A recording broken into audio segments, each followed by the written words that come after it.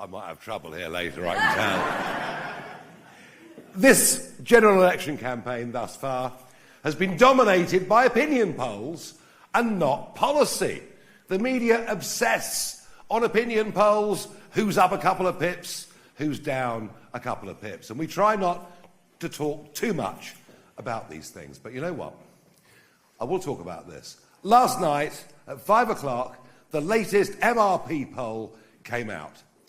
And it said the unsayable, because we've heard from Rishi and all the others that however many votes Reform gets, they can't win seats. Well, the MRP poll out last night said that Reform have gone from expecting to win 0 seats to 18 seats. We're on our way.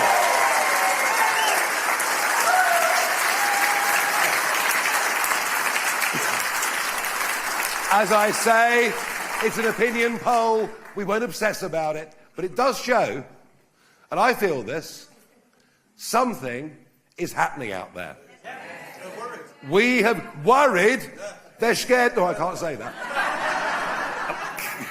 Maybe later in the pub. I'll use the word I was going to use. Something's happening out there. We've got momentum. We are the conversation round the breakfast table. We are the conversation in the bingo hall. We are the conversation in the golf club. And already millions have said they're going to vote for us, but there are many millions more who just might vote for us over the course of the next week. And it's certainly not been a campaign dominated by personality.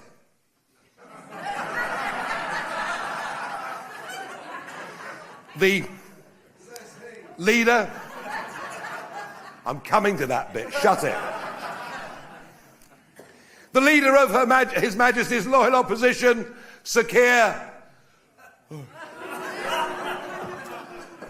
I mean, did you watch him on telly last night?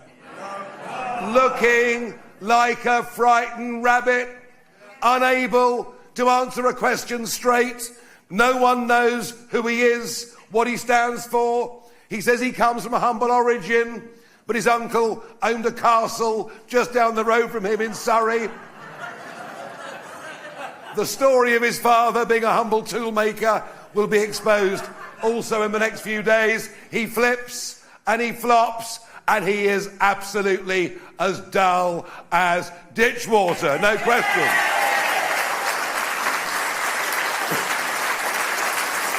And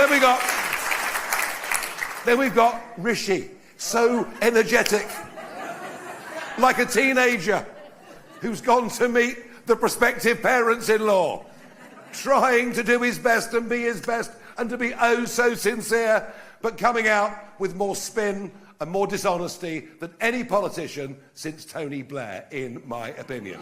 Slippery Rishi. So I looked at all of this. I looked at these two characters, both of whom might well be competing to be middle managers in a supermarket somewhere, as opposed to national leaders who've got courage and vision and giving us a view of where we need to go as a country and how to tackle tough problems. I looked at all of this. Now, of course, on the 31st of January 2020, we were in Parliament Square. Our previous speaker and I were in Parliament Square. We'd organised a big event. About 100,000 people turned up.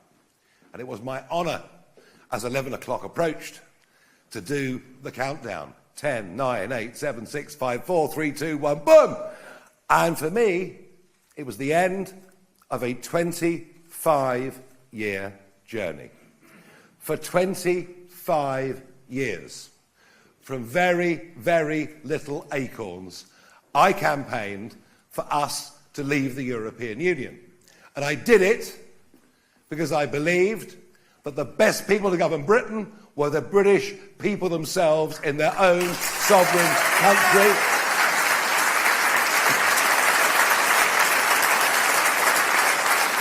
And that was it. That was it. I was done. Retired. It's all over. And now for the last 4 years, I've been busy helping GB News get launched, doing an evening show, which I've thoroughly enjoyed doing and be proud to be a part of. And I know many around the country have watched that channel and thoroughly enjoyed its output. And I've been in demand. I've been back and forth to America speaking at colleges and universities and to business groups, and that's been pretty cool too. And I haven't had to work on Saturdays and Sundays. I've been able to go fishing and occasionally, pop into the local for a drink or two. And I've been earning good money and life has been great. Last 4 years have been the happiest and most contented years of my life. No media abuse, good income, lots of time off. And so you would really need your bumps felt, wouldn't you, if you were going to upset having just turned 60, and by the way, this week, having for the first time become a grandfather.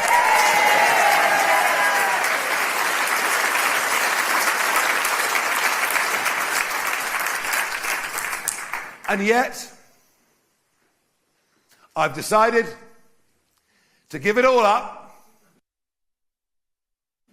and to come back and to lead you in the next political revolution in this country. And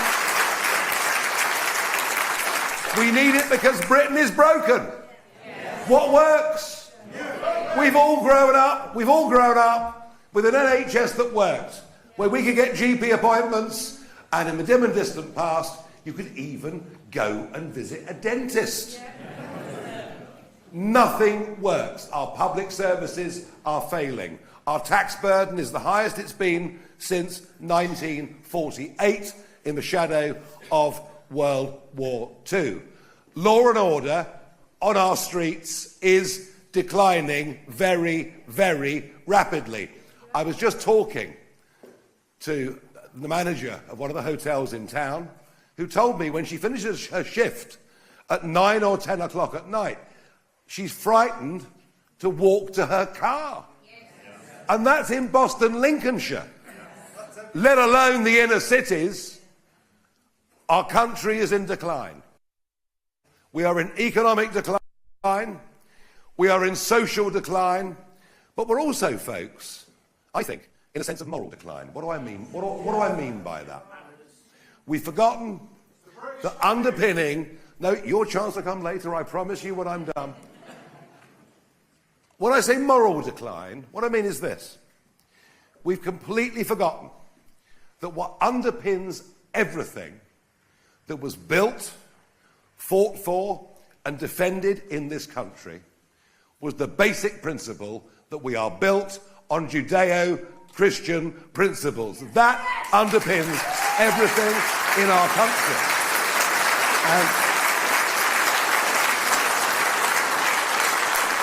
And I believe that what matters is family, community, and country. These are the things in our hearts that matter to all of us. And in some way, they're all under attack. And much of this comes from an education system that from primary school all the way through university is poisoning the minds of our young people. Telling them that somehow we are uniquely awful and uniquely bad. You would think we were the only country in history to have invented slavery, when it's been going on for thousands of years and it's alive and well, sadly, in many parts of the world today. Who in our kids has been taught that the Royal Navy spent 40 years driving slavery off the high seas, and the British government spent more money getting rid of slavery than it ever earned from it in the first place? Are our kids being taught that about where we come from? Can you believe that 50% of under 30s don't even know what D-Day is?